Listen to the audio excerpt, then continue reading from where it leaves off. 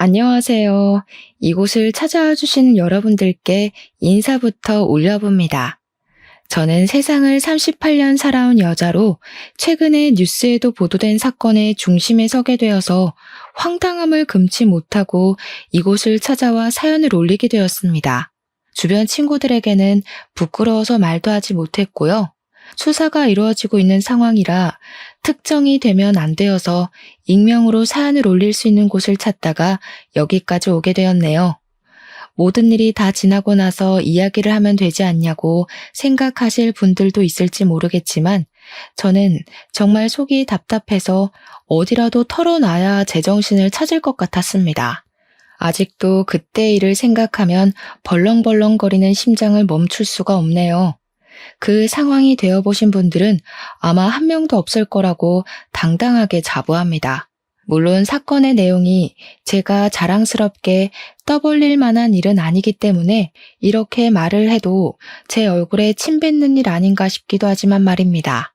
결론적으로 사건이 어느 정도는 해결이 되어 가고 있는 중이고 저 또한 모든 진술을 마쳤기에 이렇게 여러분들께 제 이야기를 소개할 수 있게 된 것입니다. 세세한 내용까지는 깊게 말씀드릴 수 없음을 양해 부탁드리며 털어놓지 않으면 화병이 될 것 같은 제 이야기를 시작해 보도록 하겠습니다. 상상도 못하실 이야기 끝까지 들어주시면 제가 평생 감사 인사 올리면서 살아볼게요. 저는 어릴 때부터 저희 집이 찢어지게 가난하구나 하는 생각을 하면서 살아왔습니다. 그럴 만한 이유가 당연히 있었는데요. 아버지께서 어마어마한 구두쇠였기 때문이었습니다. 아버지는 밖에 버려진 재활용 쓰레기장을 뒤지면서 이상한 낡은 것들을 많이 가지고 오셨었어요. 예를 들면 고장난 선풍기를 주워와서 고쳐서 쓰면 된다고 하시질 않나, 서랍이 빠져버린 TV장을 낑낑거리며 들고 들어오셔서는 거실 한복판에 떡하니 두시질 않나, 서랍 빠진 걸 꼭 써야겠냐고 잔소리를 하면 어디서 이상한 나무판을 덧대어 가려놓으셨습니다. 재활용 수거센터에서 공짜 쇼핑을 하는 게 인생의 낙이자 유일한 취미이기도 했고 저희 집안은 뭐 말할 것도 없이 점점 난장판이 되었습니다. 어머니께서는 맨날 속이 터져라 화를 내셨고 그런 어머니에게 아버지는 아낄 줄 모른다며 침을 튀기시면서 오히려 큰 소리를 치셨습니다. 당연히 저는 그런 아버지보단 어머니 편에 서 있곤 했지만 아버지가 가장이신데 누가 토를 달겠습니까? 한 번은 어머니께서 아버지의 버릇을 고쳐놓겠다고 단단히 벼르셨죠. 아버지께서 주워오신 고물들을 죄다 찾을 수 없는 곳에다가 버리고 오신 것입니다. 와, 그 낡아빠진 가구들이 사라지고 나니까 집이 그렇게 넓고 깨끗해질 수가 없더라고요. 어머니의 결단력에 저는 당연히 박수를 보냈습니다. 집에 돌아와 휑해진 거실을 보시면서 아버지께서 화를 그렇게 내실 줄 모르고 말이죠. 집안에서 아무것도 하지 않는 여편네들이 돈을 쓸 줄만 알지 아낄 줄 모른다고 저와 어머니를 붙잡고 2시간 동안 열변을 토해내시는데 진짜 귀에서 피가 나는 줄 알았습니다. 그렇게 아끼고 아끼는데 돈을 못 모으면 그건 나름대로 이상한 일 아니겠습니까? 덕분에 아버지는 재산을 좀 모으시긴 하셨습니다. 근데 재산이 있으면 뭐 하나요? 돈을 쓰질 않는데. 가족들은 전부 구질구질하게 사는 이 꼴이 진절머리 나게 싫다고 입을 모아 이야기를 했습니다. 돈을 싸들고 무덤에 파묻힐 거냐고 어머니께서 세게 이야기를 하시며 돈 좀 쓰자고 졸라대도 전문직 직종에서 정년을 보낸 우리 아버지는 전혀 동하지 않으셨습니다. 돈이 많긴 했지만 쓸 줄 모르는 아버지. 심지어 아버지 통장에 얼마나 들어있는지 아는 사람이 아무도 없었습니다. 어머니께서는 그런 아버지가 너무 째째하다면서 이혼을 하고 싶다고 노래를 부르실 정도였습니다. 진짜 하루는 저희의 낭비벽을 고치시겠다고 하시는 겁니다. 물론 저희가 낭비를 한 적은 단 한 번도 없었지만요. 아무튼 보릿고개 시절 마냥 조그마한 조기 한 마리에 내 가족이 전부 밥 한 공기를 해치워야 했던 적도 있답니다. 이게 지금 시대의 말이나 되는 소리인가요? 아무리 생각해봐도 6.25 전쟁 시절에도 이런 짓을 안 했을 것 같다고 온 가족이 혀를 내둘렀습니다. 도대체 무엇을 위해 아껴야 하는지도 모르고 옷 한 벌 사 입을 때도 왜 사야 하는지, 왜 옷이 없는지, 가격이 얼마인지 꼼꼼하게 따져가면서 돈을 써야 했습니다. 당연히 용돈을 받으면 그 돈을 어디서 사용했는지 용돈 기입장을 상세하게 적어야 했고요. 매달 용돈을 받는 날이 되면 그 기입장을 검사하셨습니다. 그러니까 당연히 어릴 때부터 저는 우리 집이 찢어지게 가난한 집이구나, 절대로 집에다가 손을 벌리면 안 되는구나 하고 생각을 했을 정도였습니다. 오죽하면 용돈도 너무 적고 이러다가 대학에 들어가도 등록금 한 푼 안 대줄 것 같다는 생각에 저는 17살에 아르바이트를 시작하게 되었습니다. 그때 할 수 있는 아르바이트란 정말 한정적이었는데 패스트푸드점이 가장 만만했기 때문에 그곳에서 아르바이트를 시작했습니다. 한 달에 벌어봐야 20만 원, 30만 원이 전부였지만 용돈에 비하면 어마어마하게 큰 돈이라서 매우 뿌듯했습니다. 치킨 한 마리를 시켜도 내 가족이 사이좋게 나눠 먹어야 했는데 단 한 번도 다리가 제 몫이었던 적이 없었거든요. 아르바이트 비용 받자마자 혼자 치킨 한 마리 사서 놀이터에서 먹었습니다. 집에 가져가면 가족끼리 콩 한 쪽도 나눠 먹어야지 하면서 닭다리를 아버지께서 다 빼앗아 갈 게 뻔했으니까 치사해도 어쩔 수 없이 놀이터에서 혼자 먹었죠. 가끔 아버지께서 기분이 좋은 날에는 외식을 하기도 했는데 고깃집에 고기를 먹으러 가서 밥을 더 많이 먹어야 했던 우리 가족의 삶이란, 그럴 거면 차라리 마트에서 고기를 사서 구워 먹는 게 훨씬 낫겠다 싶었다니까요.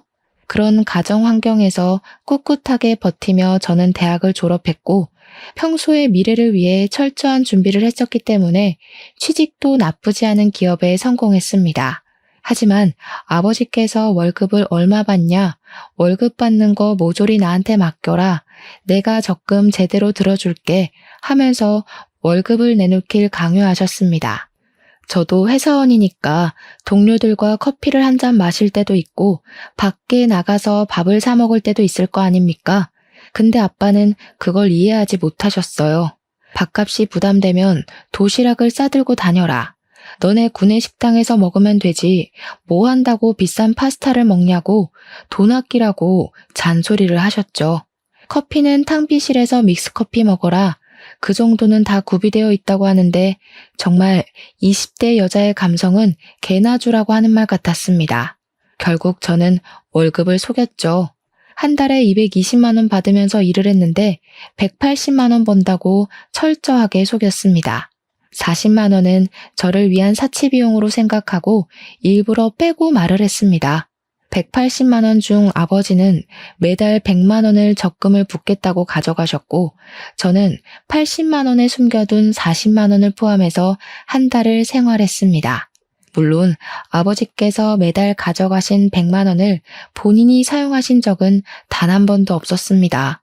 진짜로 제 이름으로 적금을 만들어 주셨거든요. 제가 넣겠다고 하니까 건너뛰고 까먹고 할까봐 본인이 스스로 챙겨야지 마음이 편할 것 같다면서 반전 없이 아버지께서 돈을 모아주셨습니다.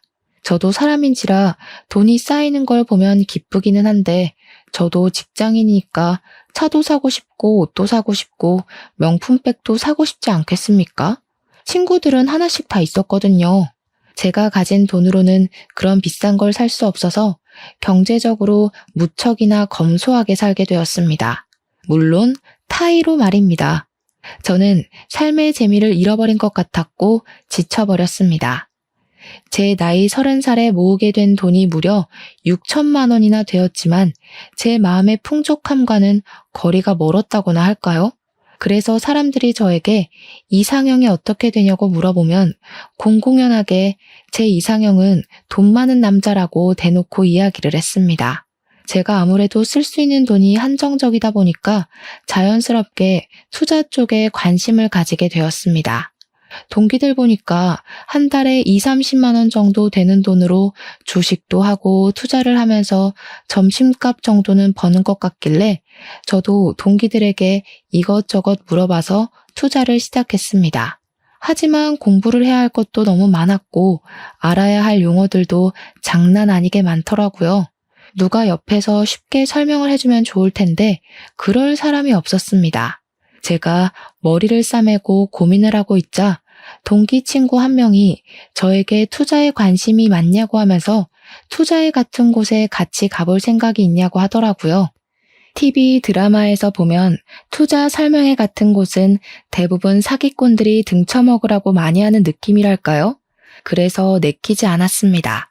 제가 동기에게 거기 가서 뭐 하냐고 투자할 돈도 없다고 슬쩍 이야기를 했더니 동기가 저에게 아무것도 모르는 바보라고 하더라고요.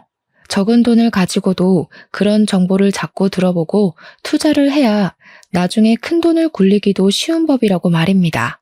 어차피 투자를 하고 말고는 제 자유의지니까 경험이나 한번 쌓는 셈 치고 같이 가자고 조르는 게 아니겠습니까? 듣다 보니 맞는 말 같기도 하고요.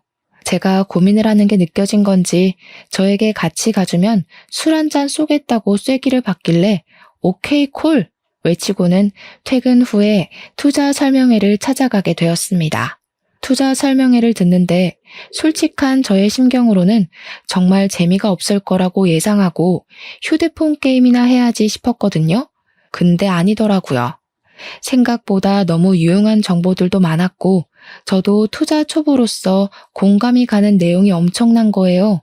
동기보다 제가 더 신나서 열정적으로 강의를 들었습니다. 정보는 많으면 많을수록 좋다는 말에 하나하나 귀담아 듣고는 저만의 투자를 시작해야겠다고 다짐까지 하게 되었습니다. 이후에는 동기가 술을 사주겠다고 했으니까 자리를 옮겨서 술을 한잔하러 갔는데 동기가 갑자기 저에게 다른 사람 한 명 더 합석을 해도 괜찮겠냐고 물어보더라고요. 제가 원래 낯가림이 별로 없는 성격이기도 하고 제일 좋아하는 게 처음 보는 사람 만나는 거거든요. 그래서 흔쾌히 괜찮다고 어떤 사람이냐고 물어보니까 동기가 말하기를 자기가 속해 있는 투자 전문 동호회 같은 게 있는데 거기서 네임드인 사람이라는 겁니다.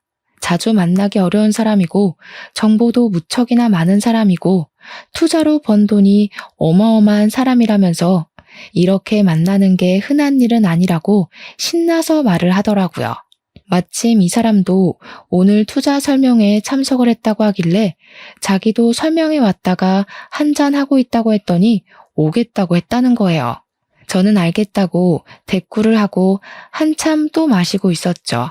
누가 입구에서부터 걸어오는데 동기가 반갑게 일어서서 손을 흔들더라고요. 자연스럽게 저도 그쪽으로 시선이 가게 됐어요. 그런데 글쎄 웬 남자가 들어오는데 너무 훤칠하고 잘생긴 게 아니겠습니까? 저는 순간 시선을 떼지 못했습니다. 핏이 딱 맞는 양복을 입고 온 것도 깔끔했고 눈이 가서 멈추게 되는 남자였거든요. 넋을 놓고 보고 있었죠. 동기가 반갑게 그분과 인사를 하고 저는 서둘러 달아오른 얼굴을 매만지면서 그분께 인사를 드렸습니다. 웃으면서 저에게 처음 뵙겠습니다 하는데 목소리까지 중저음에 와 진짜 이런 남자를 어디 가서 만나나 했더니 이런 데서 만나네 싶었죠. 나이 30에 처음으로 느낀 심장의 두근거림은 너무나도 생소하고 마주 앉은 자리에 있는 그분에게 들릴까 걱정이 될 지경이었습니다. 인사를 하고 난 뒤 저와는 별 이야기를 나눌 것이 없으니 같이 술을 마시면서 투자 설명에 관한 이야기를 나누고 재테크 이야기도 나눴습니다. 자산 불리는 법이 정해져 있는 게 아니지만 그분 입에서 나오는 이야기는 전부 맞는 말처럼 느껴지더라고요. 대화를 나누다 보면 대충 이 사람이 어떤 환경에서 자라왔는지 감이 오지 않겠습니까? 사랑을 받고 자라는지 집이 부족한 건 아닌지 하는 것들이요. 슬쩍 이야기를 엿듣다 보니까 집이 좀 잘 사는 편인 건지 아니면 개인적인 능력이 출중한 건지 투자 비용 이야기가 막 억대로 올라가더라고요. 분명 제 동기도 저처럼 월급쟁이니까 버는 돈이 뻔하니 그 투자 비용은 아마 오늘 오신 그 남자분의 기초 비용이 아닐까 하는 생각이 들었습니다. 동기에게 열변을 토하시면서 투자를 제대로 하려면 기초 자금이 튼튼해야 한다고, 물론 재미삼아서 몇십만 원씩 하는 거야 말리지 않겠다 이야기를 하셨습니다. 제대로 돈의 맛을 보고 싶으면 기반을 잘 잡아야 한다고 이야기를 하는데 그제야 머리부터 발끝까지 쭉 훑어보았습니다. 입고 있는 정장도 명품 같아 보이고 시계도 번쩍번쩍한 것이 엄청 고가의 제품으로 보였습니다. 더군다나 제가 명품을 잘 모른다고 해도 로고는 다 알지 않겠습니까? 가지고 있는 모든 아이템에 명품 로고들이 콕콕 박혀 있는데 저걸 다 합치면 진짜 억 단위로 나오는 거 아닌가 싶더라고요. 그날은 간간히 그분과 대화를 나누긴 했지만 대부분 동기와 투자 관한 이야기를 했기 때문에 저는 술이나 열심히 퍼마시고 집으로 돌아왔습니다. 다음날 회사에 출근하니까 그 동기가 저에게 슬쩍 다가와서는 그 형 멋지지 않냐고 은근슬쩍 저를 떠보더라고요. 그 형이 우리 동아리 내에서는 끝내주는 인기남이거든. 내가 슬쩍 보니까 집안도 금수저 집안인 것 같더라. 어제 옷, 가방, 시계 다 봤지? 그 형 매번 만날 때마다 다른 거 입는데 합치면 억 단위는 금방일걸? 돈도 잘 쓰고 투자에 대한 지식도 엄청 방대해. 어제 이야기하다가 또 한 번 놀랐잖아. 와, 그러니까 억 단위 투자금을 가지고 주식을 하는데도 손해본다는 말이 하나도 없지. 진짜 괜찮은 형인데. 그 형, 남자가 보기에도 기가 막힌 형이란 말이지. 아니, 괜찮은 사람이면 뭐해? 동기 사랑, 나라 사랑 모르냐? 소개라도 시켜주던가. 나한테 소개해줄 것도 아니면서 자꾸 바람만 넣지 말고. 그랬더니 그 동기가 옳다구나 싶었는지 저에게 그 형이 자꾸 저를 힐끔힐끔 쳐다보기도 했고 자기가 집에 가는 길에 은근히 떠봤는데 관심을 보이더라는 겁니다. 제가 뭐 회사에서 인기도 많고 되게 밝은 성격을 가지고 있고 하면서 그 형에게 제 이야기를 했더니 번호 좀 알려줄 수 있냐고 물어봤대요. 글쎄. 저는 당연히 내심 기분이 좋았죠. 그렇게 멋진 사람이 먼저 제 번호를 물어봤다고 하는데 싫을 사람이 어디 있겠습니까? 동기가 그러더라고요. 제가 번호를 줘도 된다고 하면 제 번호를 그분에게 전달하겠다고요. 이게 웬 떡이냐 싶어서 당장 전해주라고 말을 했습니다. 동기가 휴대폰을 몇 번 만지더니 저한테 번호 전달해줬다고 잘해보라고 하더라고요. 나중에 잘 되면 술 한 잔 크게 한턱 쏘라고 하는데 술만 쏘겠습니까? 결혼하면 내가 명품백이라도 하나 안겨주겠다고 설레발을 쳤습니다. 그런데 이분도 상당히 직진을 하시는 스타일인지 뭔지 제 번호를 줬다고 말한 지 30분도 되지 않아서 문자로 근무 시간이냐고 슬쩍 말을 붙이시더라고요.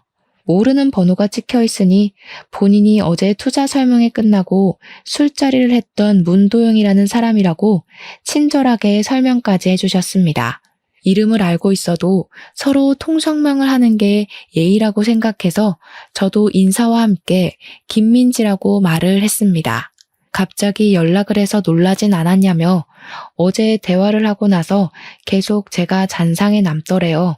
괜찮은 여성분이라는 생각이 자꾸 들어서 제 동기를 졸랐다고 하더라고요. 민망스럽지 않은 분위기로 이끌며 대화를 이어가는데 근무 시간인 것도 까먹고 계속 휴대폰만 붙잡고 있었습니다. 부담스럽지 않게 말을 이어가는 솜씨가 정말 고급지더라고요. 제가 갑자기 회의를 들어가게 되어 연락을 장시간 못할 때도 직장인의 비애를 잘 알고 있다며 이해해 주셨고요. 그렇게 한 일주일 정도 연락을 이어나갔을 때 뜬금없이 저에게 밥을 함께 하자고 말을 던지시길래 저도 문자만 하는 것보단 실제로 보는 게 좋을 것 같아서 알겠다고 했습니다. 약속을 정해서 같이 밥도 먹고 일상 이야기를 나눴어요. 사실 별 특별한 대화를 나눈 건 아니었지만 이상하게 그 느낌이라는 게 있잖아요. 아, 이 사람 참 따뜻한 사람이다 하는 걸 느낄 수 있었고 그 뒤로 영화도 보고 뮤지컬도 보고 전시회도 보면서 성인 남녀가 즐길 수 있는 건전한 데이트를 즐겼습니다. 매번 도영 씨가 저에게 뭘 하자고 권하곤 했는데 하루는 우연히 얻은 뮤지컬 티켓을 어찌할까 고민을 하다가 도영 씨에게 같이 보러 가자고 연락을 했습니다. 그러니까 너무 좋다고 이야기를 하시면서 제가 먼저 데이트 신청을 한 건 처음이라 감동적이라고 오버를 하시더라고요. 드디어 자기한테 마음이 열린 거라고 생각을 해도 되겠냐고 저에게 물어보시더라고요. 저도 나름 저돌적으로 직진을 하는 편이긴 한데 도영 씨도 숨김없이 드러내는 사람인 것 같았습니다. 썸을 탄답시고 서로 이것 찔러보고 저것 찔러보고 답답하게 구는 게 아니라 훨씬 편하고 잘 맞는 듯한 느낌이 들었습니다. 도영 씨랑 저랑은 그렇게 서로의 마음을 확인하고 연애를 하게 되었습니다. 제 이상형을 항상 공공연하게 돈 많은 남자라고 말하고 다닌다고 하지 않았겠습니까? 도영 씨는 정확하게 제 이상형에 부합하는 사람이었습니다. 사실 저도 오랜 시간 아버지에게 검소해야 한다는 이야기를 하도 들어서 저도 모르는 습관처럼 절약이 몸에 배어 있었거든요. 뭐 하나 살 때도 더 싼 게 있나 없나 찾아보게 되고 커피값에 5,000원 이상 쓰는 게 돈이 아깝다고 느껴지고 오죽하면 집에서 커피를 타서 회사에 텀블러를 들고 다녔습니다. 근데 도영 씨는 정말 그런 제가 민망할 정도로 돈을 아주 펑펑 쓰더라고요. 약간 가격이라는 걸 애초에 보지 않는 사람처럼 말입니다. 제가 한 번은 짠순이 기질이 발동해서 도영 씨에게 그렇게 돈을 쓰면 카드값이 장난 아니게 나오지 않냐고 조심스럽게 물어보았습니다. 그러니까 도영 씨는 제가 귀엽다는 듯이 볼을 한번 꼬집고는 쓸만하니까 쓰는 거라고 걱정하지 말라고 달콤하게 이야기를 해주더라고요. 저에게 선물도 참 많이 사주었는데 꽃 선물은 기본이고 향이 좋아서 샀다고 비싼 향수를 사주거나 제 노트북이 버벅댄다 하니 노트북까지 선물을 해주는 게 아니겠습니까? 핸드폰도 커플로 사용했으면 좋겠다면서 제 휴대폰 약정이 끝나자마자 새 걸로 떡하니 바꿔주는데 진짜 씀씀이가 남다른 사람 같았습니다. 물론 글이 펑펑 써대니까 저도 속으로는 모아둔 돈이 하나도 없는 거지 아닌가 걱정을 했는데 동기가 그러는 거예요. 그 형, 돈 진짜 많을걸? 지난번에 취해서 하는 이야기 들었는데 이미 주식도 엄청 많대. 거의 몇십억 단위? 집도 있고 차도 있고 땅도 있다던데. 거기다가 그 땅이 재개발이 된다고 했어. 암튼 투자할 생각으로 사둔 거라고 하더라. 아, 진짜 부럽지 않냐? 회사도 안 다니고. 돈이나 그렇게 펑펑 쓰면서 나도 그런 삶 살고 싶다. 나는 언제 월급쟁이 탈출하냐? 동기가 신이 나서 도영 씨 이야기를 떠들어대니까 저는 당연히 도영 씨가 진짜 엄청난 부자구나 하고 생각을 하게 되었습니다. 거기다가 저에게 주는 선물이 그냥 연인 사이로 주고받기에 가볍지 않은 선물들이 꽤 많았으니까요. 그렇게 저와 도영 씨는 1년이라는 시간 동안 정말 알차게 연애를 즐겼고 제 나이가 31살이 되었을 때 엄청 큰 다이아 알이 박힌 반지를 제 손에 끼워주면서 결혼을 하자고 했습니다. 저는 제 네 번째 손가락에 자리 잡는 다이아를 보면서 입을 떡 벌렸죠. 그렇게 큰 다이아를 실물로 보는 건 처음이었거든요. 도영 씨는 제가 반지만 하염없이 바라보고 있으니 멋쩍게 웃으면서 원래는 명품 브랜드의 반지로 해줄까 고민을 하다가 알이 큰 게 낫겠지 싶었다고 하더라고요. 2캐럿이나 된다는 반지를 제 손에 너무나도 무겁게 느껴졌습니다. 오죽하면 다이아가 옆으로 돌아가더라니까요. 알이 너무 커서요. 제가 그 반지를 끼고 당당하게 회사에 출근했다가 여성 사원들의 빈축을 얼마나 샀는지 모릅니다. 한 명 한 명 제 손에 끼워진 반지를 보고 배 아파했거든요. 부럽다고 난리를 치는 사람들과 저런 건 끼고 다니는 용도가 아니라고 셀쭉거리는 동료들까지 프로포즈 반지가 너무 큰 거 아니냐고 대박이라고 부잣집에 시집 간다고 소문이 하루 만에 회사에 쫙 퍼지더라고요. 남들은 부러워하는 남자였지만 저희 아버지 눈에 도영 씨는 그다지 마음에 들지 않았던 것 같습니다. 저희 집에 방문하는 날 도영 씨가 양손에 잔뜩 선물을 들고 찾아왔는데 저희 아버지가 그 선물의 양을 보고 매우 탐탁치 않아 하셨거든요. 그렇게 씀씀이가 커서 나중에 돈을 모으겠냐고 입을 대빨 내밀고 이야기를 하시는데 어머니께서 아버지의 등짝을 짝소리나게 때리셨습니다. 아이고 이 사람아, 돈을 쓸 때 써야지. 당신처럼 무덤에 돈 싸들고 가려고 작정한 인간보다 100번 낫다. 이렇게 돈을 써야 가족들도 화목한 법이야. 여유도 생기고. 도영 씨는 저희 아버지에게 노후 준비는 따로 단단히 해두었으니 걱정하지 않으셔도 된다고 이야기를 했습니다. 하지만 그 말에도 저희 아버지께서는 쉽게 허락을 해주지 않으셨었는데 어머니께서는 제 손이 떡하니 자리 잡은 반지를 보고 눈이 2배 이상 커지셨습니다. 이런 반지를 주는 남자가 진짜 실존 인물이었냐면서 엄청 비싸겠다고 하루빨리 결혼하라고 재촉했습니다. 그 뒤로 도영 씨는 우리 부모님을 모시고 호텔에서 굳이 비싼 코스 요리를 결제하기도 했고요. 호캉스를 보내드리기도 했습니다. 우리 어머니께서 친구분들과 개모임을 하시는 게 있었는데 거기서 일본으로 여행을 갈 때도 세심하게 엔화를 다 환전해서 어머니께 드렸더라고요.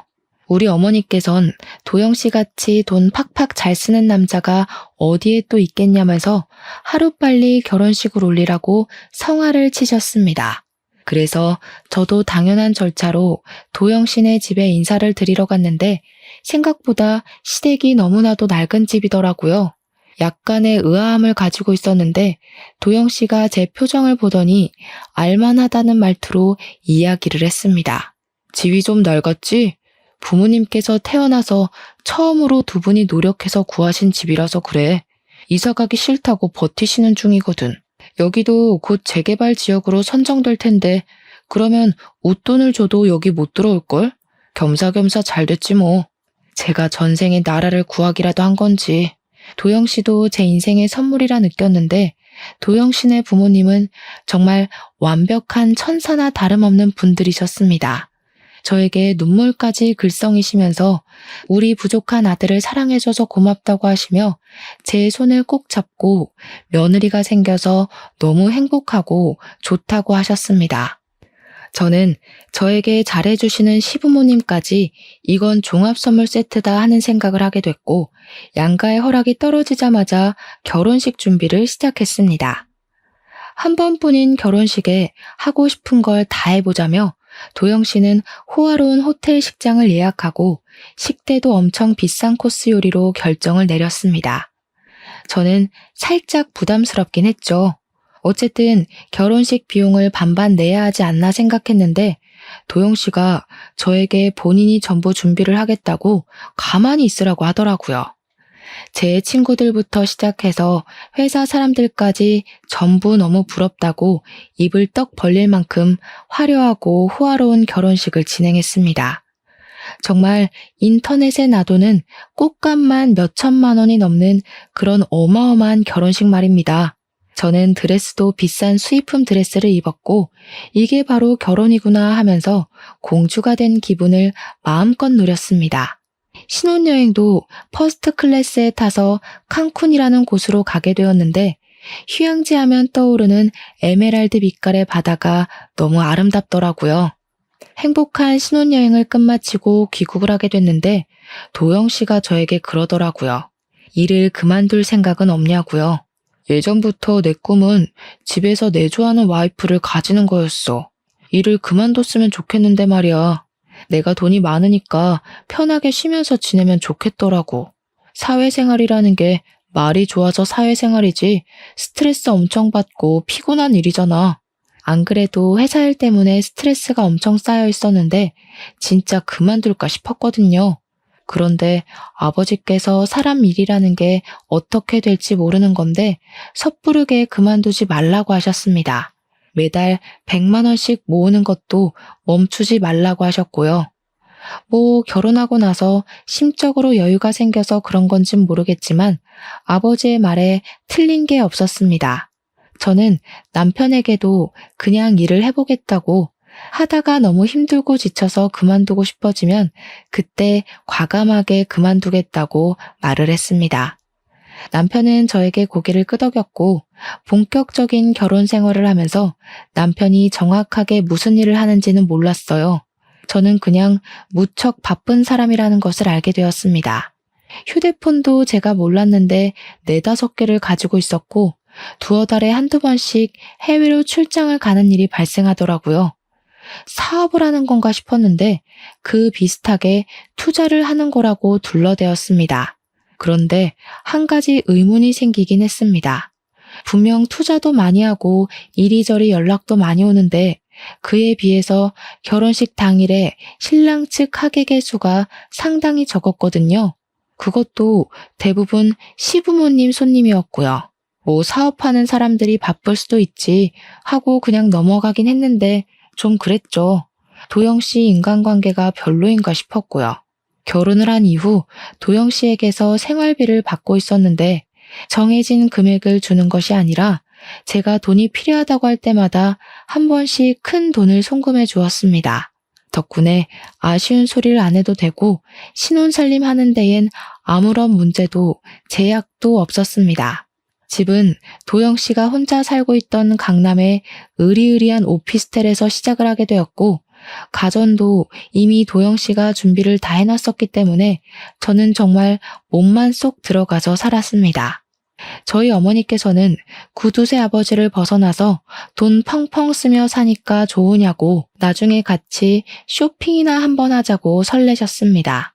저랑 도영 씨를 연결해준 동기 또한 가방 사준다더니 입 씻는 거냐고 핀잔을 주길래 같이 백화점에 나가서 제가 명품 서류 가방 하나를 사주었습니다.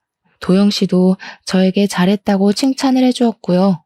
그렇게 누구보다 행복한 신혼생활을 하고 있던 어느 날이었습니다. 진짜 그날을 생각하면 아직도 심장이 막 벌렁벌렁 뛰고요. 한순간에 물거품이 되어버린 인어공주가 된 기분이었다고나 할까요? 그날은 남편이 일이 있다며 일찍부터 나갔고 저는 연차를 내고 집에서 남편에게 줄 요리를 하면서 시간을 보내고 있었습니다. 분명 저녁때가 되어야 집에 올 거라고 했던 남편이 대낮부터 배를 엄청 눌러대는 거예요. 결혼한 지 막 1년 정도 넘었을 때였는데 배를 눌러대는 것이 심상치가 않아서 누구냐고 물어봤습니다. 그러자 밖에 있는 사람이 경찰입니다. 문 열어주세요. 하는 게 아니겠습니까? 저는 너무 놀라서 문을 아주 조금만 열고 경찰이 여길 왜 찾아오냐고 물어봤는데요. 경찰 신분증을 내밀면서 영장을 들고 왔으니까 당장 문을 열으라고 하는 겁니다. 문을 열지 않으면 저를 공무집행 방해죄로 체포하겠다고 하는데 한둘이 아니라 정말 대여섯 명이 왔더라고요. 놀라서 저는 문을 열어주었고 경찰은 갑자기 압수수색 영장이다, 체포 영장이다 하면서 저에게 종이를 막 들이밀고는 경찰서로 가자고 하는 겁니다. 경찰서라뇨? 저는 죄 지은 게 하나도 없는데 도대체 무슨 이유로 절 잡아간다고 하세요? 그러니까 참고인으로 조사를 받으셔야 한다면서 그때부터 야, 뒤져. 발견되면 바로 손들어. 하고 집을 막 이잡듯이 뒤지는 게 아니겠습니까? 저는 악을 쓰면서 경찰들에게 뭐 하는 짓이냐고 난리를 쳤죠. 이게 무슨 자다가 봉창 두들기는 소리냐고요. 지금 뭐 하시는 거예요? 제 집에서 누구 허락 받고 오셔서 이러는 건데요. 아니, 영장 있으면 다예요? 이거 어떻게 치워요? 나가주세요. 저희는 적법한 절차를 통해서 영장 받아왔고요. 수색할 의무가 있습니다. 어차피 참고인 조사 받으셔야 하니까 얌전히 계세요. 저는 점점 난리통이 되어가는 집안을 보며 다 포기하고 거실 소파에 앉아 있었습니다. 뭘 찾으러 온 건지 모르겠지만 화장실 변기통까지 싹 다 뒤지는데 이게 무슨 일인가 싶어서 멍해지더라고요. 그러더니 이리저리 다른 형사들을 지시하던 나이가 좀 있으신 형사분께서 전화를 받더니 저쪽에서도 발견 다 했단다. 마저 수색하고 철수하자 하시더라고요. 다들 예 하면서 일사불란하게 움직이는데 저쪽은 또 어디고 아직도 뒤질 게 더 남았다는 건지 머리가 지끈거렸습니다.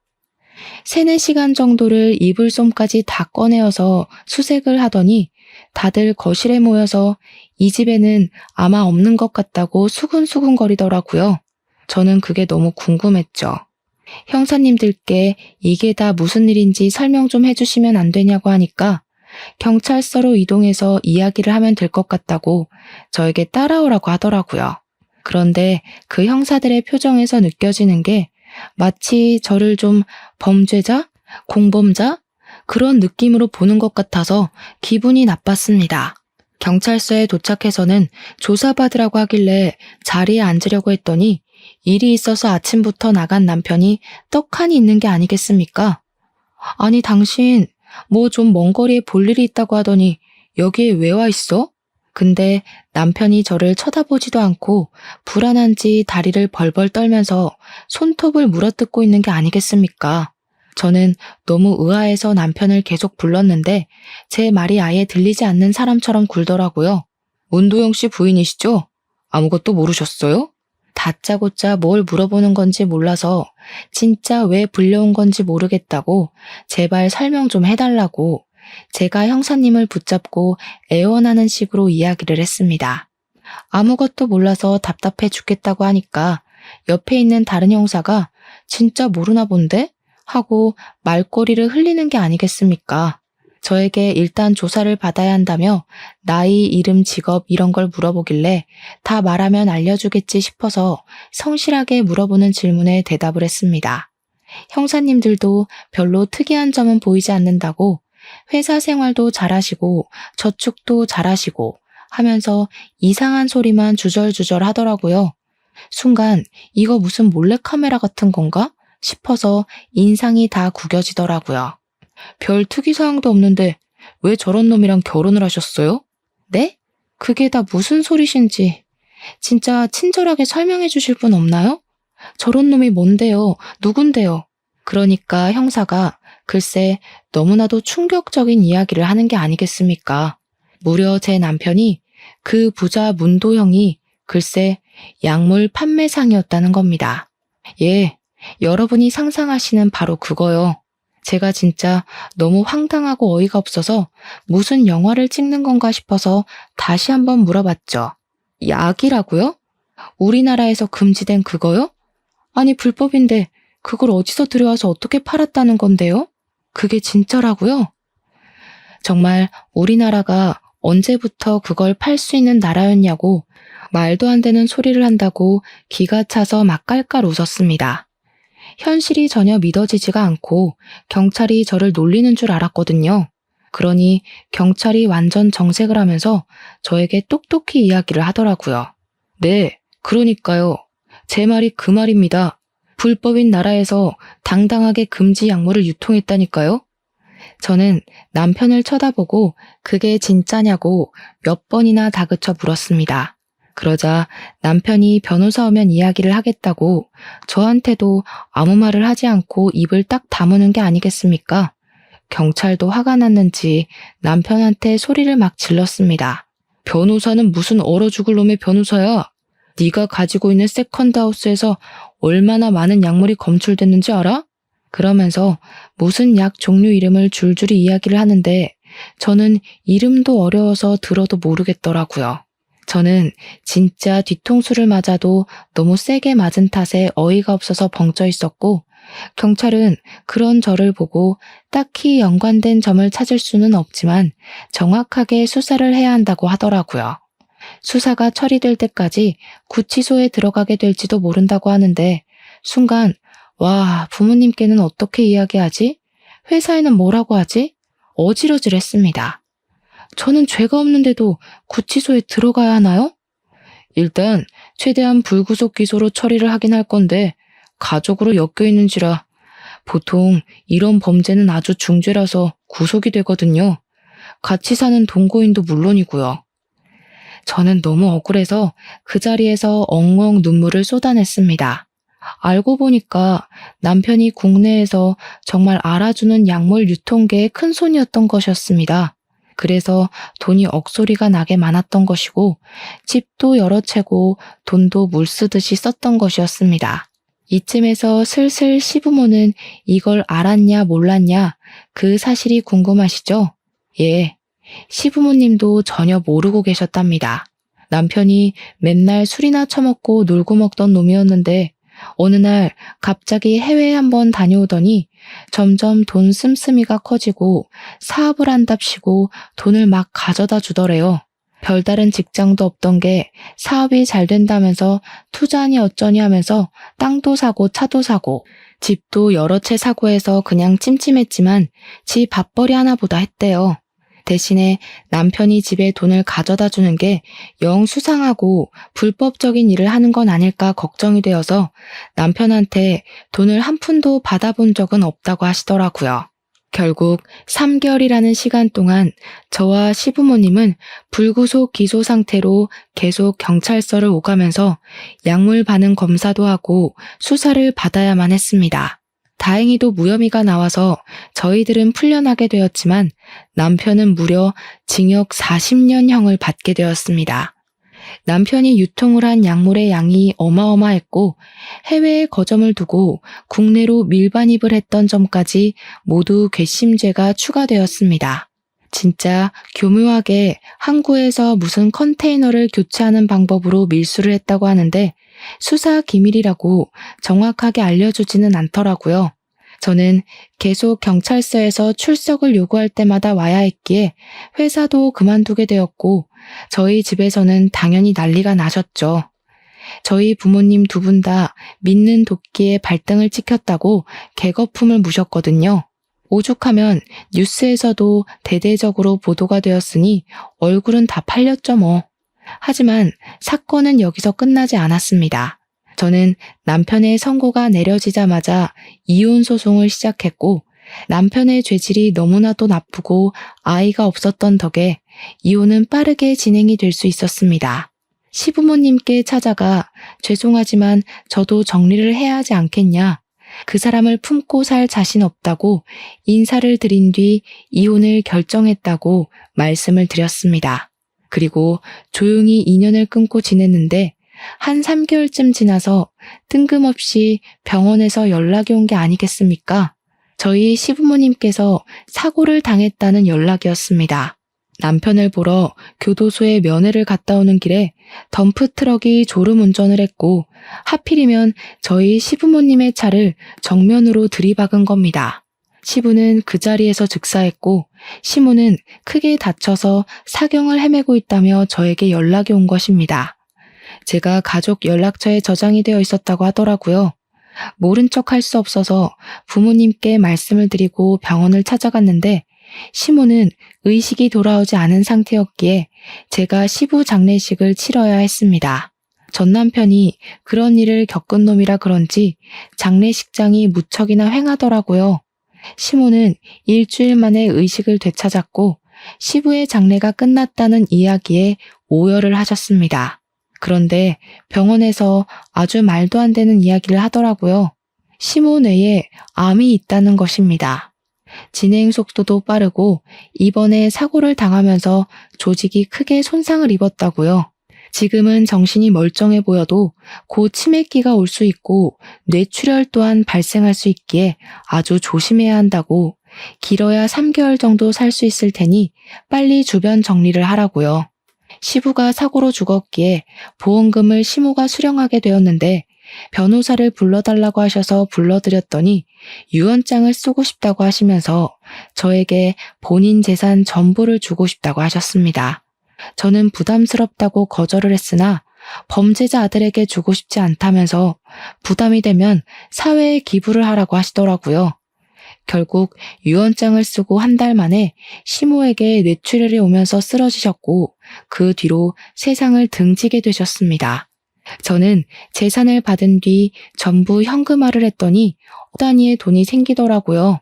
어떻게 할까 고민을 하다가 약물에 중독되어 고통을 받는 사람들을 위해 치료센터에 기부를 하기로 결정했습니다. 5억이 넘는 돈을 기부하니 언론에서 저를 취재하고 싶다고 했지만 당연히 저는 거절했습니다. 나중에 전 남편이 어찌 알았는지 저에게 영치금을 달라고 편지를 보냈더라고요. 그 편지를 받자마자 아버지께서 이 집에서 사는 게 위험한 것 같다며 평생 모은 돈을 싹싹 긁어서 보안이 철저한 신축 아파트를 매매하셨습니다. 어머니는 아버지의 결정에 무척이나 환호하셨습니다. 그렇게 몇 년의 세월이 더 지난 지금 제 나이가 38살인데 결혼 생각은커녕 조용히 다른 회사에 취직해서 살고 있습니다. 아직 전 남편과 연루된 다른 사건이 남아있다고 하더라고요. 모쪼록 나쁜 놈들 모두 잡혀서 깨끗하고 불법 없는 대한민국이 되었으면 합니다. 아무튼 이렇게 제 사연은 끝입니다. 길고 파란만장한 제 사연을 여러분들은 어떻게 들으셨나요? 저는 이번 일을 통해서 장꾀를 부려 돈을 벌려다가 언젠간 꼬리가 밟힌다는 교훈을 얻게 되었습니다. 여러분들도 늘 합법적인 선에서 돈을 버시고 행복하게 사셨으면 좋겠습니다. 들어주셔서 감사합니다.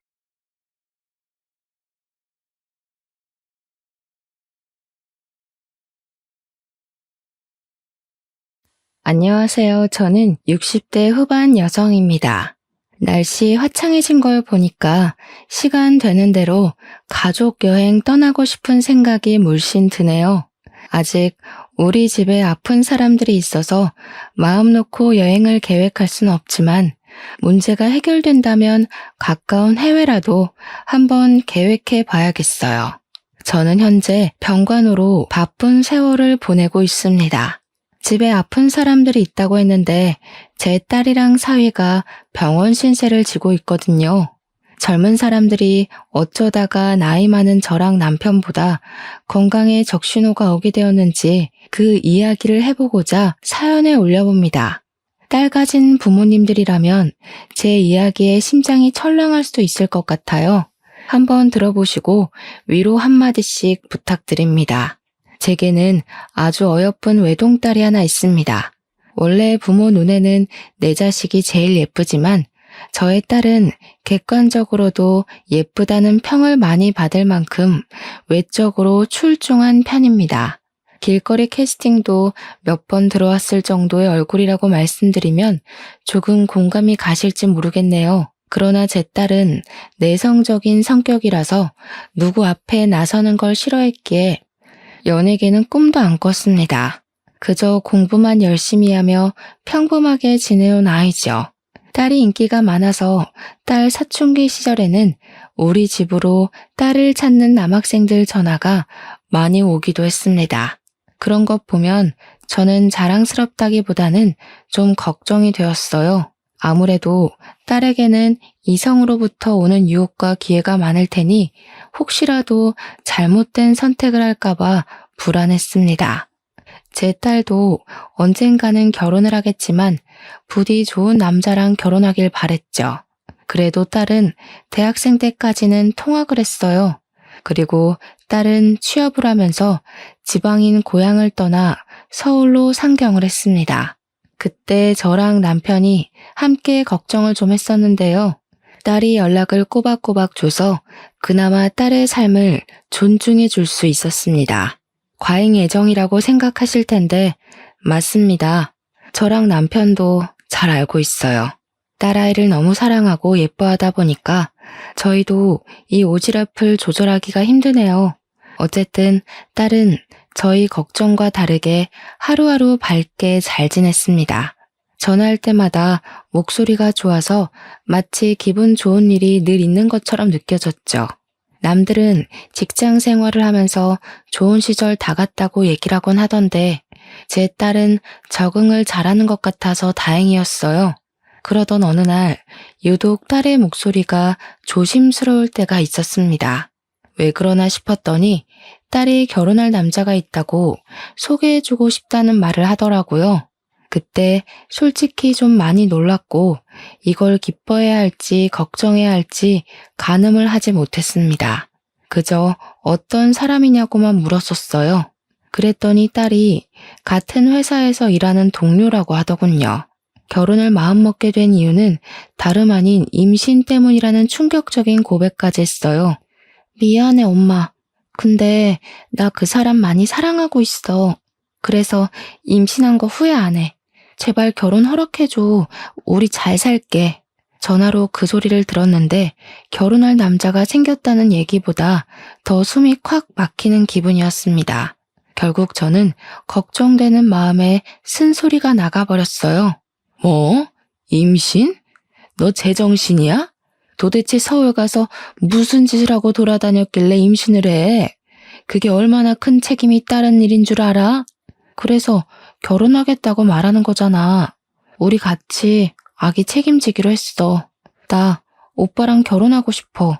허락해주면 안 돼?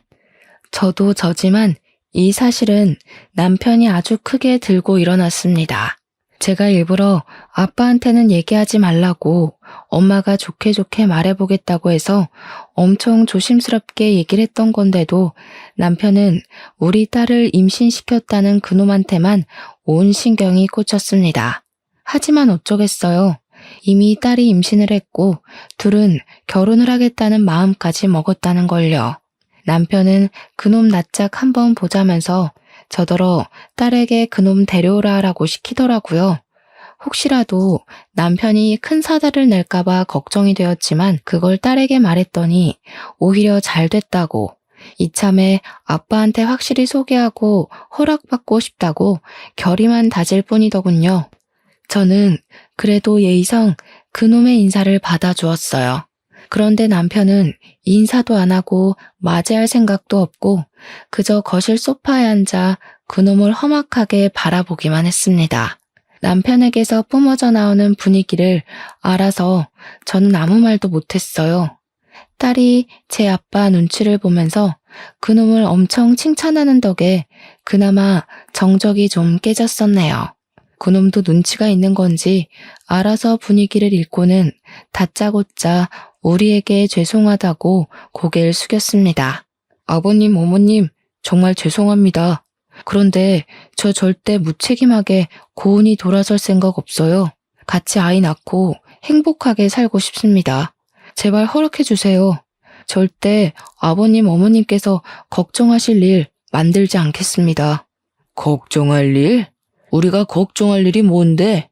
이미 우리한테 얼굴 보이기도 전에 걱정을 시켰지 않나? 실수도 저지르고 무책임하게 임신까지 시키지 않았냐고. 그런데 무슨 걱정할 일을 안 만들겠다는 거야? 우리가 자네 말을 어떻게 믿어? 남편의 목청은 몇십 년 함께 살아온 저도 가끔씩 벌벌 떨립니다. 그런데 남편을 처음 마주하는 녀석 입장에선 얼마나 더 무서웠겠어요. 그놈은 실제로 무릎을 꿇은 채로 손을 달달 떨고 있었는데 그 모습이 한편으론 안쓰럽기도 했습니다. 그러나 솔직히 아무런 준비 없이 혼전 임신을 저질러버려서 저도 좋게 봐줄 수가 없었어요. 남편은 특히나 딸을 생각하는 마음이 유별납니다. 그래서 더더욱 그놈의 태도를 더 가볍게 보고 성을 냈어요. 감히 남의 집 귀한 딸내미한테 무슨 짓을 한 거야? 자네가 내 딸을 진심으로 마음에 담고 있었다면 임신시키는 일은 없었어야지. 결국 그놈은 처음부터 우리에게 안 좋은 인식으로 찍혀버렸습니다. 그저 무어라 해명도 못하고 넙죽 엎드리면서 정말 죄송하다는 말만 반복했으며 우리 딸을 진심으로 사랑한다는 증명할 수 없는 말만 늘어놓았어요. 저희는 그놈의 된데미도 모르고 배경도 모르고 그저 딸에게 착하다는 소리 하나만 들었을 뿐입니다. 그런데 그 착하다는 것도 믿기가 어려웠어요. 단연 이유는 준비 없는 혼전 임신 때문이었죠. 남편이 당연히 결혼을 허락해주지 않았어요. 아마 결혼도 안 하고 애부터 덜컥 생긴 딸의 인생을 걱정해서 그랬을 겁니다. 저도 제 남편의 성깔 감당 못합니다. 남편이 거절하자 울면서 사정하는 그놈의 태도가 참 안쓰러웠지만 남편이 완강하게 반대하기도 했고 저 또한 제 딸이 임신을 먼저 해버린 것이 마음에 들지 않아서 끝내 그놈 편을 못 들어줬네요. 딸이랑 그놈은 그 뒤로도 몇 번이고 우릴 찾아왔어요. 그때마다 퇴짜 맞기를 반복했죠. 그러다 제가 처음으로 근본 모르는 그놈에게 마음이 살짝 흔들렸던 적이 있었는데요. 딸에게서 그놈의 부모님이 아주 일찍 돌아가시고 없다는 말을 들었을 때였습니다. 그놈이 고아라고 하더라고요. 자기가 보육원 출신이라서 다 큰 성인이 된 나이에도 보육원에 계속 봉사와 기부를 하고 있다는 소리를 듣고 생각했던 것보다 심성이 고운 것 같아서 마음이 갔어요. 듣자 하니 기부하는 금액이 꽤 되는 것 같더라고요. 돈을 보고 사람을 판단할 생각은 없지만 그래도 제 딸이 의지하고 함께 나아갈 수 있는 형편이 되는 사위면 좋겠다고 생각했거든요. 그놈의 심성이 괜찮은 것 같다고 생각을 하니까 한 번쯤 깊게 대화를 나눠보고 싶었어요.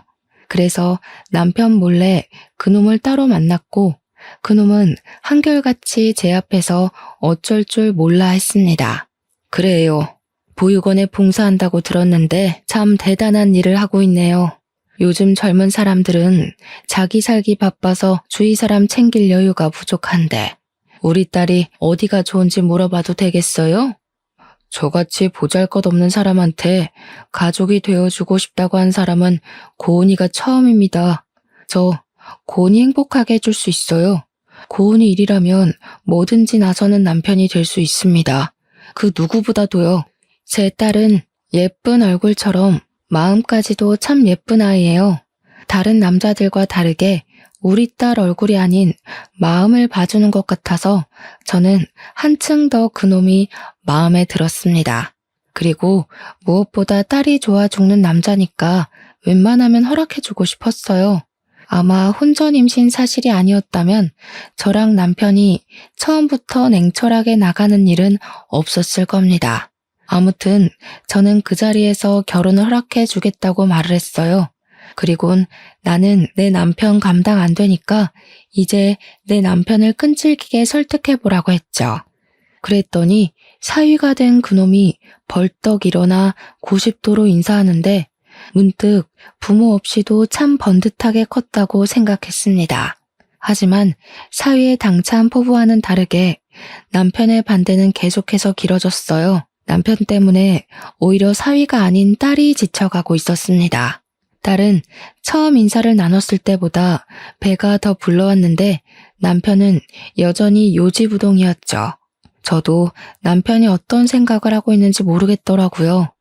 이대로 딸을 미혼모로 살게 할 생각인 건지 도통 말을 안 해주니까 딸을 안심시켜 줄 수도 없었습니다. 여보, 그래도 애가 생겼는데 둘이 같이 살게 해줘야지. 혼전 임신시키고 도망가는 총각들도 많은데 그 녀석은 끝까지 우리 딸 책임진다고 하잖아. 마냥 반대하는 게 우리 딸을 위한 길은 아닌 것 같아서 그래. 내가 아직 그놈한테 확신이 없어. 우리 딸을 저만큼 따라다닌 놈들 없었을까 봐. 그놈 눈빛이 아무래도 음흉하다고. 임신했다고 생각 없이 결혼해서 이혼 이력 남길 바에는 그냥 미혼모로 사는 것도 나쁘지 않아. 그걸 왜 당신이 정해. 그리고 그 녀석 표정이 원래 좀 개슴츠레한 편이더구먼. 괜히 그런 걸로 딸이랑 사이 멀어지고 싶어? 우리 딸이 지금 당신한테 얼마나 실망하고 있는데. 남편이 딸을 무척 아낀다고 했잖아요. 남편은 딸이 학창 시절을 마칠 때까지 딸의 등하교를 책임진 사람입니다. 그래서 남편은 딸의 꽁무니를 쫓는 남자애들을 많이 봤다고 했었어요. 딸이 남편의 품을 떠나게 된 건 직장에 취업한 후부터였거든요. 남편은 딸이 자기 울타리를 넘어서 남자를 만난 것도 걱정이 되는데 심지어 임신까지 했다고 하니 사위를 생각하는 마음이 생각보다 더 날카로웠어요. 남편의 마음을 이해 못하는 게 아닙니다. 그렇지만 사윗감을 신중하게 고르더라도 가장 중요하게 염두해야 되는 건 딸의 마음 아닌가요? 남편의 의도와는 다르게 딸은 갈수록 제 아빠한테 불만을 품기 시작했어요. 딸이 한 번도 우리에게 반항을 한 적이 없었는데 그날 처음으로 제 아빠한테 성을 냈습니다. 내 인생이잖아. 내가 사랑하는 사람이랑 결혼하고 싶다고. 내가 괜찮다는데 왜 아빠가 자꾸 반대해? 아빠가 나 대신 내 인생 살아? 아빠가 말하는 방식 나한테 안 맞다고. 나는 하나도 안 행복하다고. 네가 잘 몰라서 그런 거야. 처음에 신중해야 나중에 골병 안 드는 법이라니까. 시끄럽고 조금 더 지켜봐야겠으니까 그런 줄 알아. 딸은 시간이 흐를수록 화가 나서 우는 날이 많아졌습니다. 임신을 한 몸이라서 스트레스 안 받게 해주고 싶은데 그게 참 힘들었어요. 그렇게 딸 임신은 어느새 8개월까지 흘러 딸의 배가 눈에 띌 만큼 부풀었습니다. 딸은 더 이상 일을 할 수 없게 되어 휴직을 냈다고 했어요.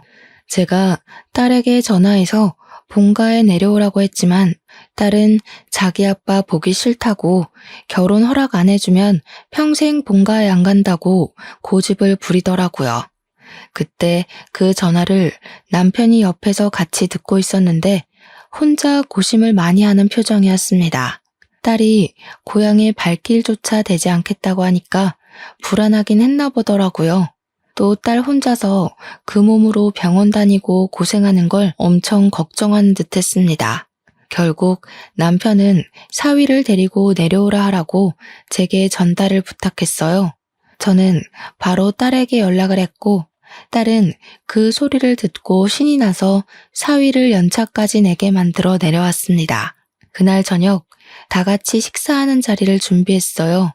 사위는 여전히 남편을 어려워했고 저는 그래도 남편이 조금 마음을 연 것 같아서 사위에게 다 되었다고 위로 한마디씩 얹어주었네요.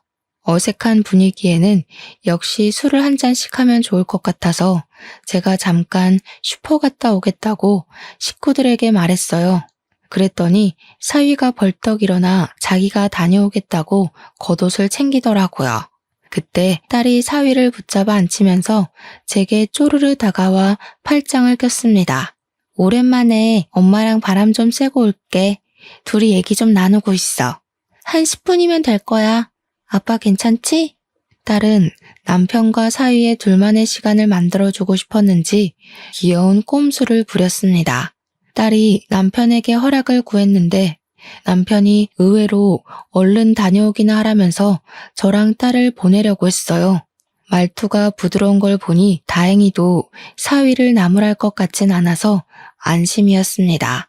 잘된 일 같아서 저랑 딸은 서둘러 집을 빠져나왔어요. 집이랑 3분 거리밖에 안 걸리는 가까운 슈퍼를 갔는데 슈퍼 사장님이 성인이 된 우리 딸을 알아보더라고요. 고양이니까 오랜만에 보는 거라서 반겼던 거죠.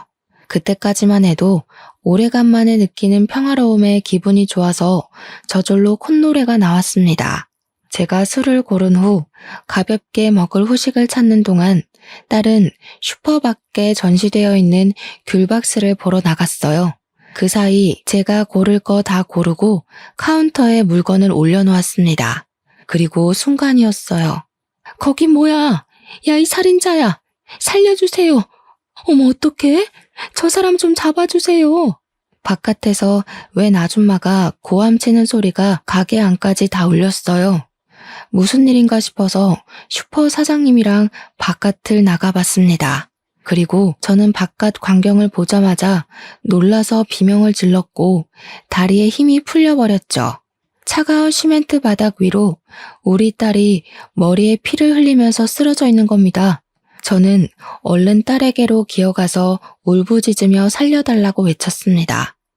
슈퍼 사장님도 놀란 마음을 가다듬고 급하게 119에 신고를 했어요. 고은아, 안 돼. 이게 무슨 일이야? 딸, 눈 좀 떠봐. 어떡해. 우리 딸 어떡해요. 동네가 고요한 촌이었던지라 그 저녁 시간에 소리를 조금만 질러도 주위 이웃들에게 충분히 들렸습니다. 제 비명에 사람들이 하나둘 나오기 시작하면서 쓰러져 있는 우리 딸을 보았어요. 대개 다들 여기서 오래 산 사람들이라 우리를 알아봤습니다.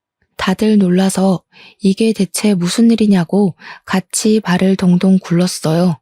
저는 그저 딸 때문에 다른 사람들 말 아무것도 안 들리고 그저 제 딸만 부둥켜 안고 울었습니다.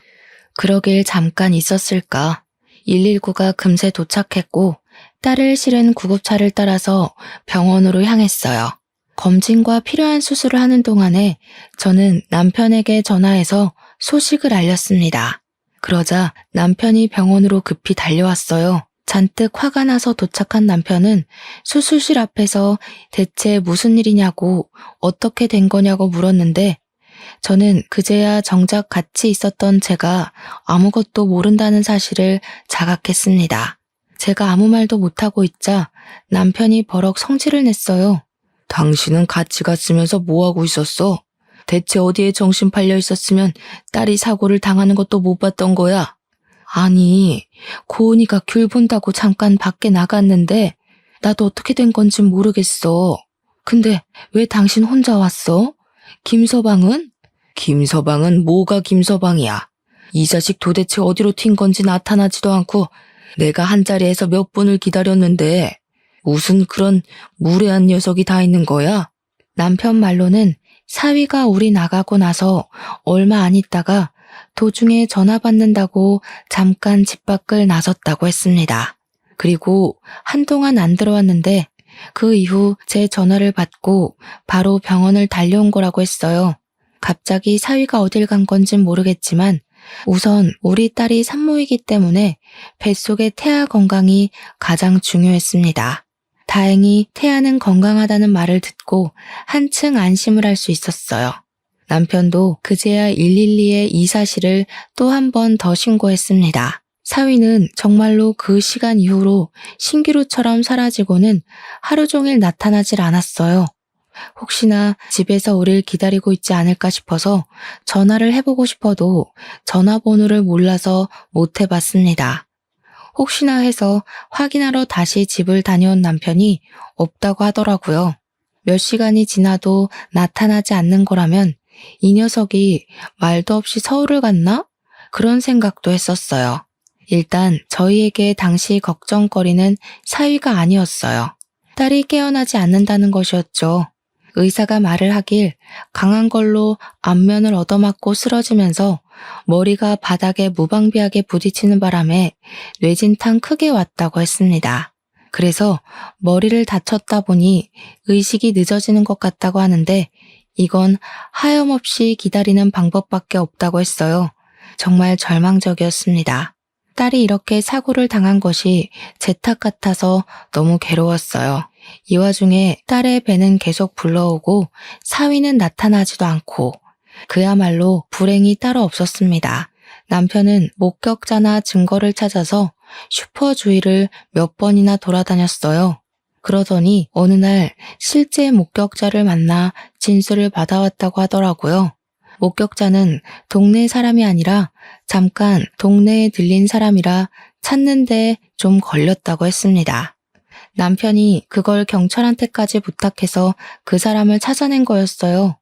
CCTV가 그 길에는 하나밖에 없었는데 하필 범인 뒷모습만 찍혔던지라 같이 찍혀있던 목격자를 찾는 게 더 빨랐다네요. 그렇게 목격자가 제 남편의 물음에 진술한 내용은 다소 충격이었습니다. 그 목격자는 그날 그 길을 지나가면서 웬 남자가 제 딸한테 접근해서 톡톡 건드리며 아는 체를 하는 걸 봤고 분명 남자가 아무 말도 안 한 것 같은데 딸이 엄청 놀라면서 사색이 되는 바람에 눈길이 갔다고 했어요.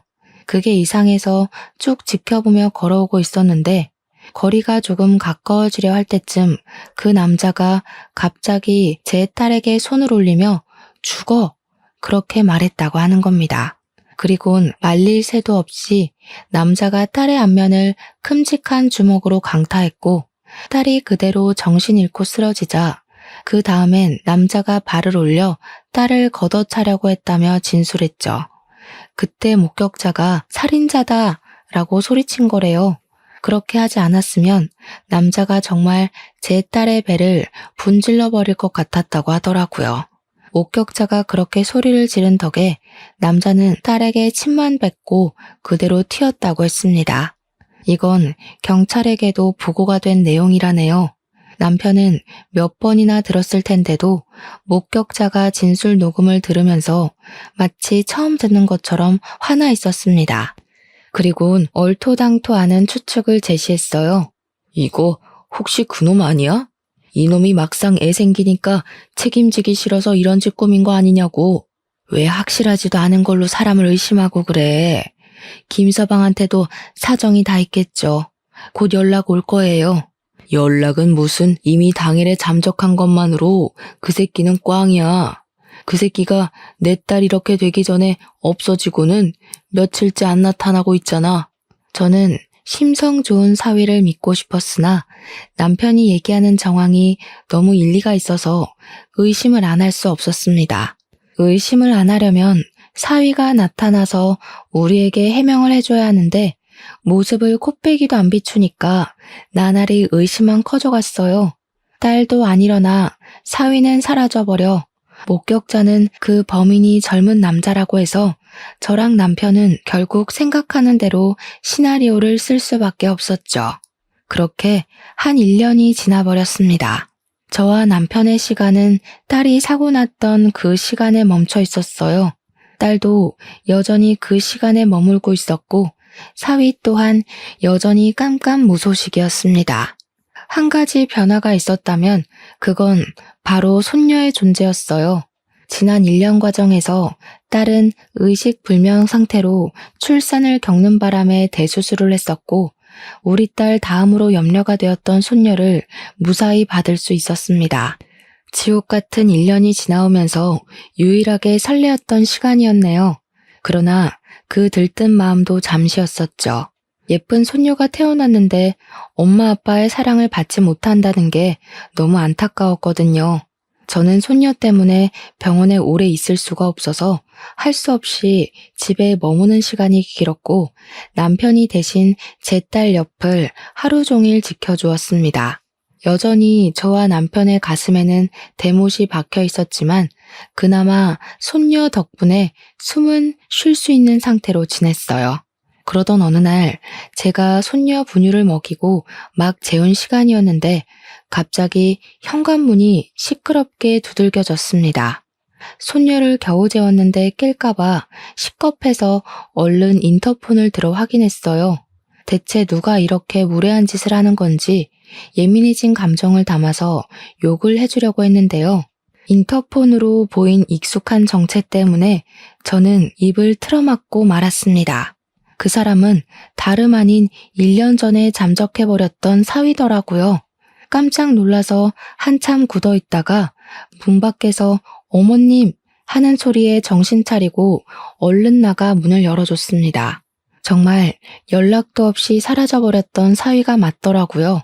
근데 사위의 몰골이 말이 아니었어요. 당황스럽게도 그놈은 우리를 마지막으로 만났던 그때 그 복장에 목발을 짚고 있는 겁니다. 어머나 세상에, 자네 대체 꼴이 왜 이런가?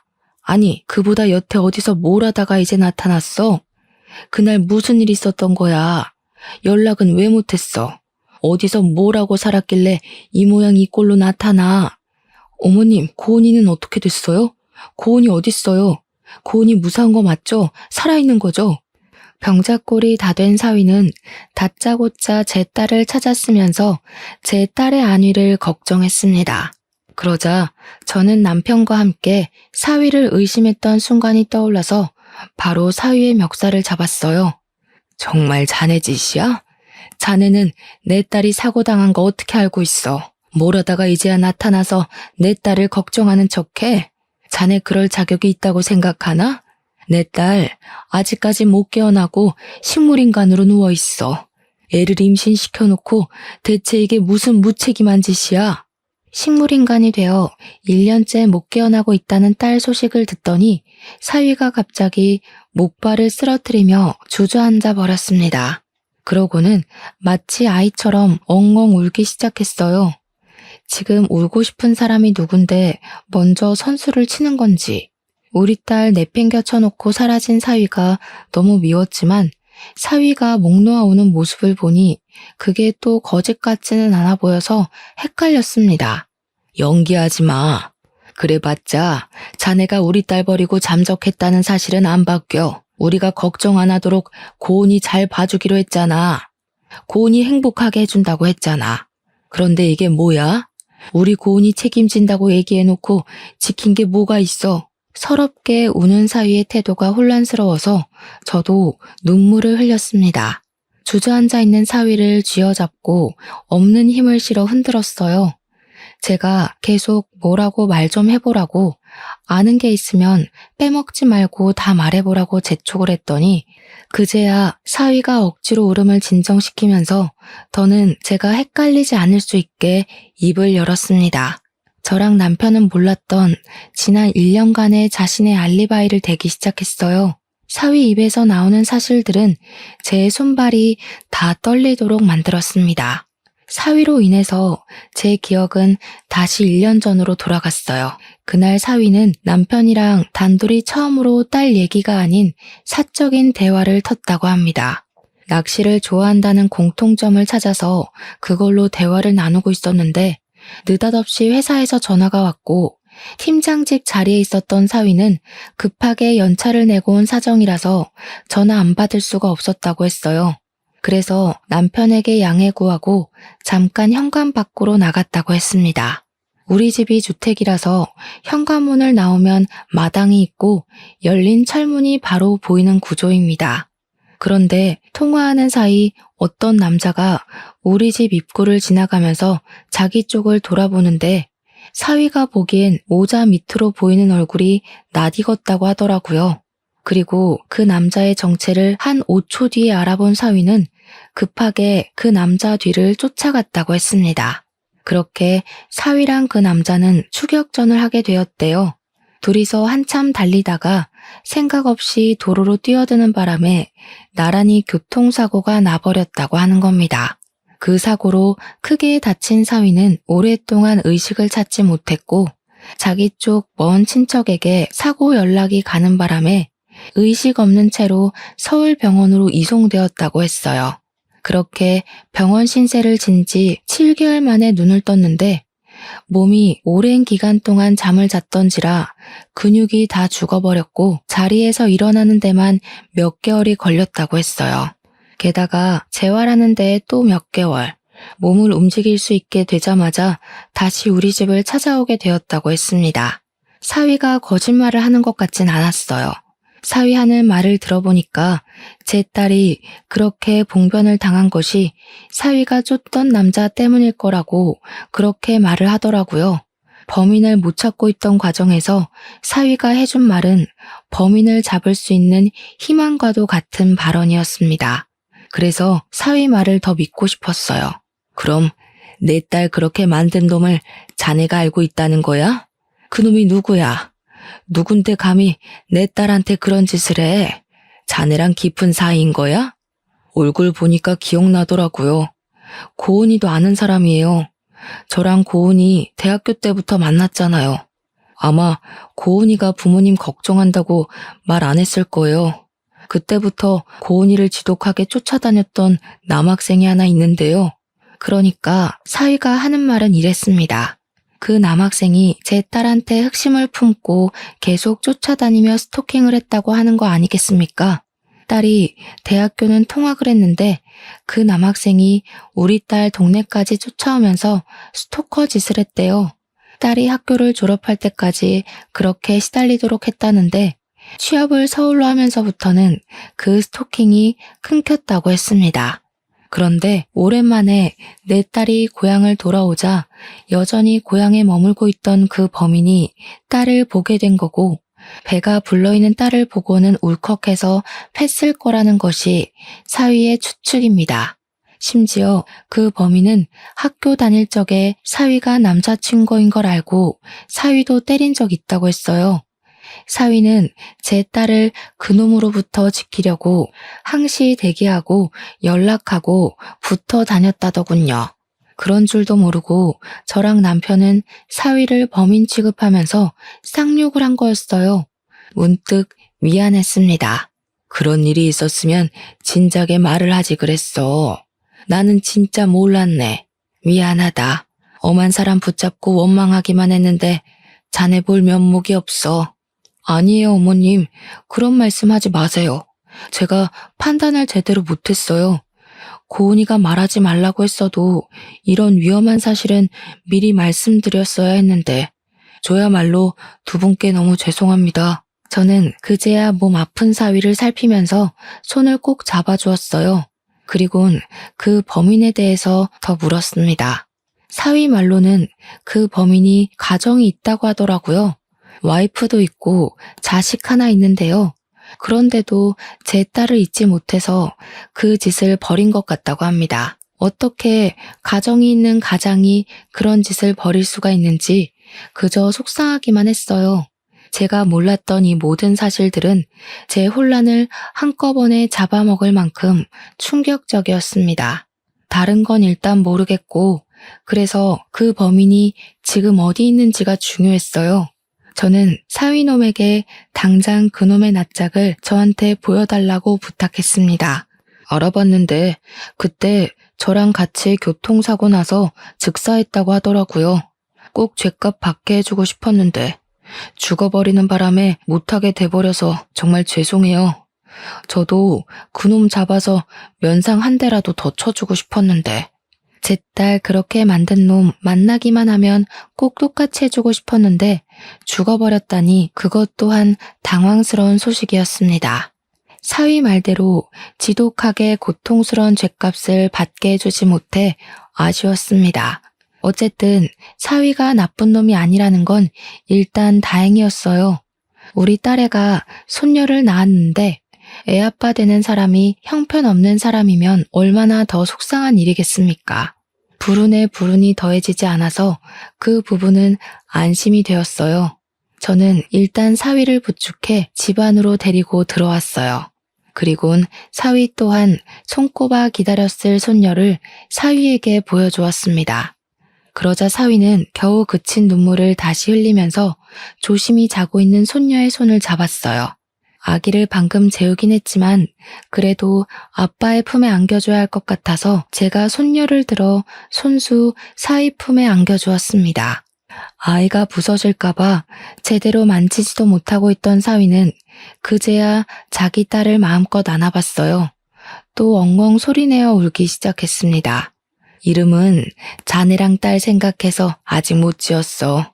너희들이 태명으로 부르던 이름을 대신 부르고 있었다. 이제 아빠가 왔으니 우리 손녀도 이름이 생겨서 좋겠네. 우리 딸도 꼭 깨어날 거야. 자기 새끼를 이렇게 두고 그냥 가래 아니니까. 그렇겠지? 그럼요. 고은이 그렇게 무른 아이 아닌 거 저도 잘 압니다. 감사합니다, 어머님. 어머님이랑 아버님 덕분에 제가 너무 큰 빚을 졌네요. 평생 효도하면서 살겠습니다. 사위는 끊임없이 죄송하다는 말을 연신하면서 오열했어요. 저는 그런 사위에게 혼자 마음고생 많이 했다고 달래주면서 그간 사위를 원망했던 마음을 싹 지워버렸습니다. 그리고 그런 사위를 데리고 제 딸에게 향했어요. 차에서 병원 가는 길에 이미 남편에게 다 설명을 한 상태라 남편도 딱히 사위를 나무라지 않았습니다. 내가 오해했던 부분에 대해선 다 사과를 하지. 그저 딸한테 눈 멀어서 앞뒤 분간 못했던 늙은이 히스테리였다고 생각해주게. 그동안 나 없는 곳에서 우리 딸 지키느라 고생 많았어. 고마워. 울면서 남편한테도 연신 사과하던 사위는 남편이 어깨 한번 두드려주자 눈물을 후두둑 떨구었습니다. 그리고 남편이 열어주는 병실 문 안으로 들어섰어요. 사위는 누워있는 제 딸을 보면서 목발도 제대로 못 짚고 다가가 의자에 주저앉습니다. 내가 같이 갔어야 하는 건데 나 때문에 내가 지켜주지 못해서 이렇게 됐어. 미안해, 고은아. 오빠가 이제야 와서 너무 미안해. 사위는 딸 손을 잡고 하염없이 흐느꼈습니다. 남편과 저는 그런 사위를 방해할 수 없어서 잠깐 자리를 피해 주었어요. 다행히 남편은 사위에 대한 오해가 다 풀렸고 사위를 향해 마음을 정말 열었습니다. 사위는 일을 그만뒀다고 그 이후부터 딸 곁에서 생활하면서 필요한 치료를 받았어요. 그래서 저랑 남편은 사위를 믿고 집에서 잠을 잤습니다. 제가 병원을 가면 사위는 그때만 한 번씩 손녀를 안아봤어요. 그렇게 3년이 더 흘렀지만 제 딸은 여전히 깨어나지 못했습니다. 그런데도 사위는 전혀 지치지 않았어요. 손녀에게 제 딸더러 늘 엄마라고 가르쳤고 하루에 한 번씩 손녀가 딸의 손을 잡을 수 있도록 해줬습니다. 그러다 보니 손녀는 엄마를 엄마라고 아빠를 아빠라고 부를 수 있을 만큼 컸어요. 그래도 손녀가 있으니까 저희 식구 모두가 지치지 않고 딸을 기다릴 수 있었습니다. 손녀는 기특하게도 제 딸이 엄마라는 걸 알아서 그런지 엄마 하면서 고사리 같은 손으로 딸 발을 마사지 해줍니다. 어눌한 발음으로 엄마 일어나 하는데 그때마다 얼마나 가슴이 아린지 몰라요. 우리 딸이 자기 자식의 목소리를 알아듣고 있었으면 좋겠다는 생각을 하면서 애써 마음을 달래면서 지냈네요. 그리고 저희에게 기적 같았던 그날도 평소와 같은 날씨에 같은 분위기였습니다. 사위가 물 한 잔만 달라고 부탁하길래 자리에서 일어나 컵에 물을 따르던 순간이었어요. 갑자기 사위가 고은아 하면서 목청을 높이는 바람에 놀라서 돌아봤거든요. 사위가 딸의 얼굴을 살피고 있었고 손녀도 제 딸 발을 꼭 쥔 채로 제 딸 얼굴만 멀거니 보고 있더라고요. 그래서 저도 얼른 다가가 딸 얼굴을 쳐다봤죠. 정말 미세하게 딸의 안면 근육이 움직이고 있더라고요. 저 너무 놀라서 바닥에 물을 엎질렀어요.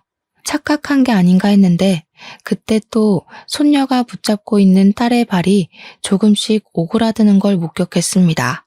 어머, 세상에, 이게 무슨 일이야? 고은아, 엄마 목소리 들리니? 아이고, 김서방, 나 의사 좀 불러올게. 우리 딸 좀 봐줘. 저는 황급히 병실을 튀어나가서 의사를 불렀습니다. 의사 또한 서둘러 저희 병실을 찾아와 딸의 상태를 살폈어요. 놀랍게도 의식이 돌아왔다고 하는 겁니다. 의사한테서 확답을 듣는데 정말 다리에 힘이 풀려서 몸을 지탱하기가 힘들었어요. 저는 그날 잠깐 점심 사러 간 남편까지 급하게 불러서 이 사실을 알렸습니다. 그날 하루 종일 저희 식구들이 울면서 딸에게 엄청 말을 걸었어요. 늦은 밤에 눈을 뜬 딸은 말을 하진 못했고 눈물만 흘렸습니다. 다행히도 우리를 알아보는 듯했어요. 그날은 저희 딸이 다시 태어난 날과도 같다고 생각을 했어요. 그만큼 딸이 기운을 차린 건 기적이었죠. 우리 딸 잘못한 거 아무것도 없잖아요. 잘못 없이 이렇게 생을 보낼 순 없는 거잖아요. 그런 제 기도가 하늘에 잘 닿았던 건지 그렇게 한 달이 더 지난 후 딸은 상체까지 일으킬 정도로 회복을 했습니다. 조금 어눌하긴 해도 당연히 말도 트게 되었어요. 우리 식구 모두 딸이 과거의 상처를 떠올리도록 만들고 싶진 않았으나 물어보고 싶은 것이 있었습니다. 바로 스토킹 범인에 대한 것이었죠. 일단 그 범인이 사고로 죽었다는 걸 알려줬어요. 그러자 딸이 잠깐 놀라다가 눈을 질끈 감더군요. 저는 대체 왜 그런 위험한 사람을 식구들에게 알리지 않고 숨겼냐고 물어봤습니다. 그러니 사위가 말했던 대로 딸은 부모님 걱정시키고 싶지 않아서 그랬다고 하더라고요. 미안해 엄마 아빠. 다시는 걱정 안 끼쳐드릴게요. 그리고 아빠, 나 학창시절에 든든하게 지켜줘서 고마웠어. 우리 결혼 허락해준 것도 고마워. 나 늘 아빠가 과잉보호한다고 생각했는데 이번 일로 크게 반성했어. 너무 속상했습니다. 딸이 저희를 걱정해서 비밀로 했다는 건 기특한 마음이지만 저랑 남편은 그런 딸에게 다시는 그러지 말라고 했어요. 부모한테는 자식을 잃는 것만큼이나 무서운 일은 없잖아요. 딸은 저희에게 미안하다고 자신의 생각이 짧았다면서 반성을 하였습니다. 어쨌든 그 범인이 죽어서 한층 안전해진 건 다행이라 생각했어요. 이제는 딸을 그만 혼쭐내고 깨어난 것만으로도 그저 감사하다. 그런 생각만 했습니다. 그렇게 요즘은 모두 마음을 놓고 드디어 가족 같은 가족 분위기를 느끼며 살고 있어요. 딸은 어느새 걸음마까지 자기 딸을 매일같이 안고 있습니다. 자고 일어나면 저랑 손녀가 병원 오기만을 기다리고 있어요. 얼마나 전화를 하면서 빨리 와달라고 재촉하는지 모릅니다. 전혀 귀찮지 않아요. 행복합니다. 제 딸의 지저귀는 목소리를 다시 들을 수 있어서 기쁘고 매일 볼 수 있어서 감격스럽습니다. 제 인생의 모든 복을 다 끌어다 썼다 해도 전혀 아깝지 않고 앞으로도 계속 아깝지 않을 테니 부디 제 딸이 끝까지 기운을 내서 건강을 회복하길 바랄 뿐이에요. 사위는 딸보다 회복이 더 빨라서 이젠 목발을 짚지 않고도 잘 걸어 다닙니다. 그래도 아직 뛰는 건 불가능해서 부지런히 재활 중이에요. 그리고 손녀는 곧 어린이집 입학을 앞두고 있어요. 이제 4살인데 그래도 3살까지는 자기 엄마랑 아빠랑 놀게 내버려 뒀거든요. 딸이 아이를 4살부터는 어린이집 보내고 싶다고 해서 그렇게 해주고 있습니다. 손녀가 하원을 할 때면 제 엄마랑 아빠 만나느라 병원 앞에서 내리겠지만 얼른 딸이랑 사위가 몸을 완전히 회복해서 손녀랑 같이 집에서 만나는 날이 오길 바랄 뿐입니다. 그때 되면 딸이랑 사위 신혼여행을 먼저 보내줄 생각이에요. 그리고 그 다음 가족 여행을 가는 게 좋겠네요. 그런 행복한 날이 반드시 오겠죠? 제 사연은 여기까지였는데 다들 어떻게 들으셨나요? 딸이 있는 부모님들, 저랑 제 남편처럼 극성까진 아니어도 다들 딸 걱정하는 마음이 애틋하시겠죠? 부디 세상의 모든 딸들이 좋은 남자를 만나서 행복하게 살았으면 좋겠네요. 그럼 이만 사연을 마치도록 하겠습니다. 지금까지 긴 글 들어주셔서 감사합니다.